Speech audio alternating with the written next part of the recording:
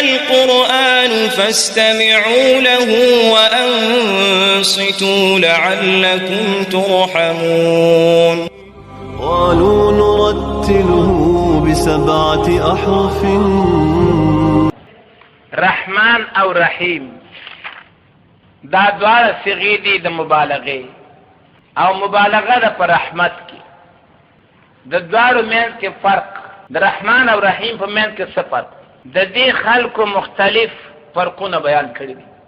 رحمان هغه ذات چې د ټول مخلوق سره تعلق لري، هغه ذات چې داغه رحمت تعلق د ټول مخلوق سره لري. د دې وجنا چې کوم ځایونو کې الله رب العزت هغه کارنامې ذکر کړې دي چې داغه تعلق د عام خلکو سره الته لفظ رحمان استعمال کړي. الرحیم علی العرش استوى نوی، الرحمن علی العرش استوى، ځکه د استوا تعلق د ټول مخلوق سره دی. دې وجنا الته لفظ چا استعمال کړ د رحمان. او رحیم تعلق صرف د ایمان والا سره، لکه تاسو سورۃ احزاب 3 نمبر آیات راوړوي. وهو الذي يصلي عليكم، الله غذات ته چوچته شان تاسو په خپل رحمتونو باندې، وملائکته او فرشتي د الله په دعاګانو باندې، ليخرجكم من الظلمات الى النور، د دې لپاره چې تاسو تیارې نه راوباسي په شرک کې، کفر کې، بدعات کې، دهریت کې، رسم و رواج کې پراته استي.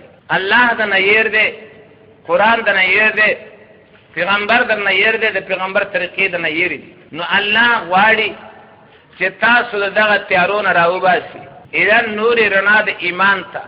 وکانه بالمؤمنین رحیما، نو دلته لفظ رحمان استعمال نکړو، نه وای وکانه بالمؤمنین رحمانا، بلکې څه وای وکانه بالمؤمنین رحیما. نو د رحمان تعلق د عام خلق سره او رحیم تعلق صرف د ایمان والا سره. دویم پخشا بیان کړی دی، رحمان د نعمتونو ورکولو سره تعلق لري او رحیم د مصیبتونو لري کولو سره تعلق لري. رحمان ورته وایي ځکه نعمتونه کړي دي، رحیم ورته وایي ځکه د خلکو نه مصیبتونه لري کوي. نو د رحمان تعلق شو د ورکولو د نعمتونو سره، د رحیم تعلق شو د مصیبتونو لري کولو سره. دا دواړه کارونه څوک کوي؟ الله. نعمتونه څوک ورکوي؟ الله. مصیبتونه څوک لري کوي؟ الله. دا خدای خلکو عقیده ده چې د مصیبتونو لري کوونکي د الله نه بغیر بل څوک ګڼي. بعضې وایي امداد کن در دین دنیا شاد کن، از بند غم آزاد کن یا شاهی عبدالقادر. څوک وایي یا دافع البلاء والوباء والقحط والمرض والالم، مصیبتونه لري کوي. هغه یو نعمتونه راوړي، دا بل مصیبتونه لري کوي. دا رحمان و رحیم رښتیا مني؟ که د رحمان و رحیم منلې نو ده به دا عقیده درلوده چې د مصیبتونو لري کولو والا ذات پیغمبر دی او د خوشحالو راوستلو والا ذات هغه څه دی؟ شاه عبدالقادر دی. دا خو د دې عقیدې د رحمان او د رحیم سره منافات لري څوک چې په دې عقیده باندې. نعمتونو ورکولو علم الله دی، مصیبتونو ورکولو علم الله دی.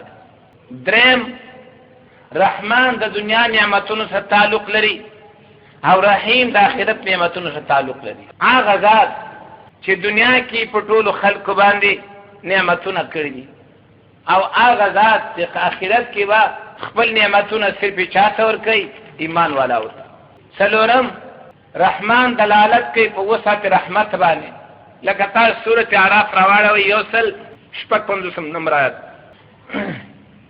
واکتب لنا فی هذه الدنیا حسنة وفي الآخرة إنا هدنا إليك قال عذابي أصيب به من أشاء ورحمتي وسعت كل شيء. رحمت می پراخ ده هر یو چیز ته، دا معنا ده د رحمان. همدارنګه سورۃ مومن راوړوئ 1 نمبر آیات، دا قرآن کې به سورۃ غافر لیکلې. سورۃ مومن 30 پارا ده.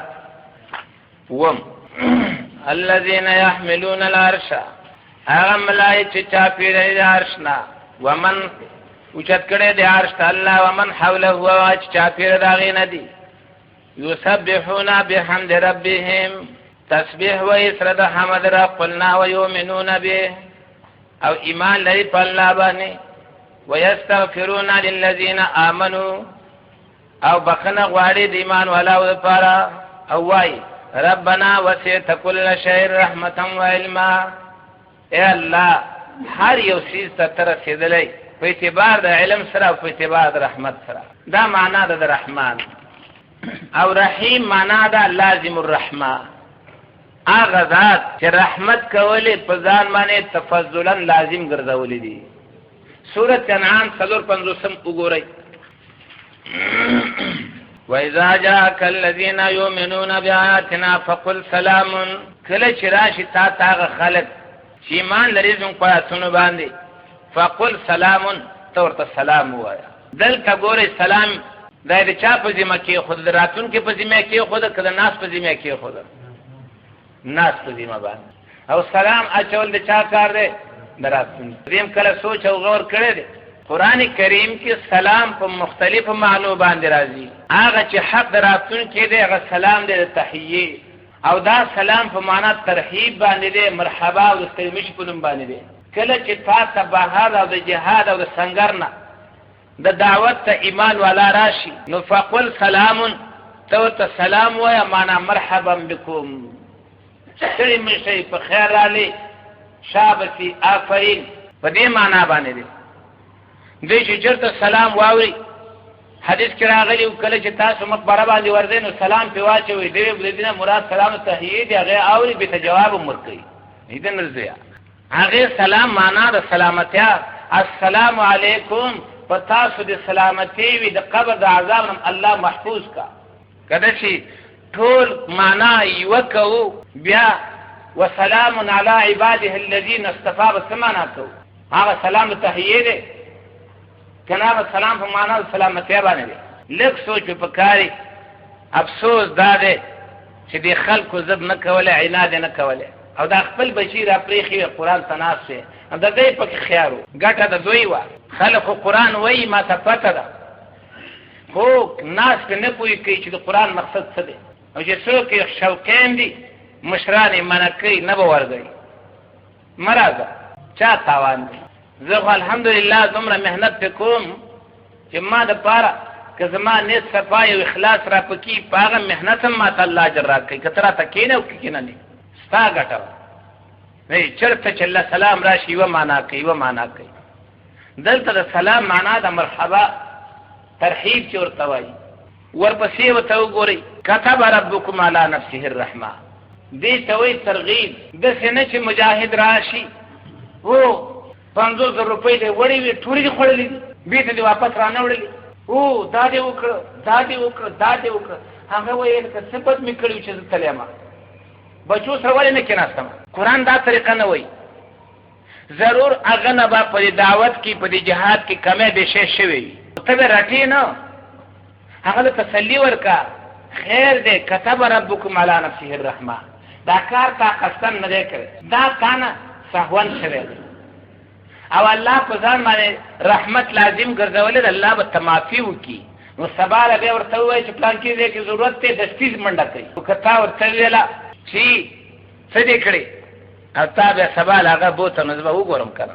چل جهاد کوو خو چل یې زده کول هم غواړي، مونځ کوو خو د مونځ چل یې زده کول هم غواړي، زکات ورکوو، حج کوو، چل بیا مخکې زده کوو، چل د زده کول نه وړاندې نه کړي. نو کتب ربکم علی نفسه الرحمه. اوس ورته وګورئ ازما ترجمه خپل قرآن ته انه من عمل منکم سوءا بجهالة كتب ربكم على نفسه الرحمه. سوانا انه من عمل منکم چا چې وکړل تاسو نه سوءا ګناه بجهالة پنا خبرتیا سره، پنا پوهې سره، او تمام تفاسیر لیکلي دي چې د ګناه کې یو سړی عالم هم وي او ګناه کوي، د ګناه په وخت کې د څه ګڼل کېږي؟ جاهل. د ګناه په وخت کې څه ګڼل کېږي؟ جاهل. نو انه من عمل سوءا بجهالة، ملا دې امي دې ګناه یې وکړه، د ګناه په وخت کې دی څه دی؟ جاهل. ثم تاب من بعده، بیا فورا د هغې نه وروسته توبه وویستله، واصلح وینده کې خپل عمل برابر کړ، فانه غفور رحیم. دا معنا ده کتب ربکم علی نفسه الرحمه.